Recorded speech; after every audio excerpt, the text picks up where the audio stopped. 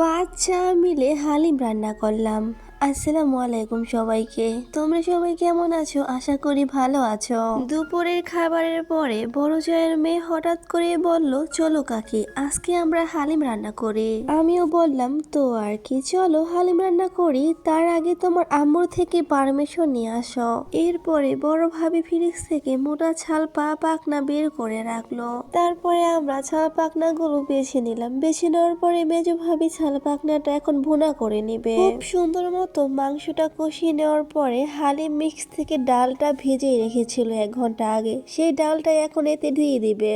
ডালটা এখানে দেওয়ার পরে তারপরে কষাতেই হবে অনেকক্ষণ পর্যন্ত কষাতেই হবে। কষানোর পরে একটা বড় হাঁড়িতে বসিয়ে সেখানে অনেকটা পরিমাণ পানি দিয়ে দিবে। অন্যদিকে দেখি আমার শাশুড়ি মা কই থেকে যেন অনেকগুলো বড়ি নিয়ে এসেছে। সেই বড়ি আমাদের মধ্যে ভাগাভাগি করে দিল। দেখুন আমারটা, আর এই বড়ি না খুবই মিষ্টি ছিল। যাই হোক, এই দিকে হালিম রান্না করতে করতে একদমই রাত হয়ে গিয়েছে। হালিম অলমোস্ট রান্না শেষ। এখন কতগুলো পেঁয়াজের পেরেস্তা বানিয়ে নিবে। এই দিকে পেঁয়াজ ভাজতে ভাজতে অন্যদিকে বড় ভাবি টক পানি বানিয়ে নিচ্ছে। এই তো টক পানি বানাতে বানাতে অন্যদিকে পেঁয়াজের পেরেস্তাও বানানো হয়ে গেল।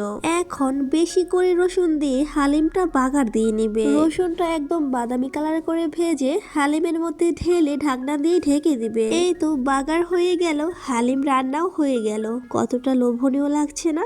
এই তো এটা এখন ঘরে নিয়ে আমরা সবাই মিলেই খাবো। হালিমটা মাশাআল্লাহ দেখতেও সুন্দর হয়েছে আর খেতেও দুর্দান্ত হয়েছে। আজকের মতো এই পর্যন্তই। আপনাদের সবাইকে রমাদান মোবারক। আল্লাহ হাফিজ।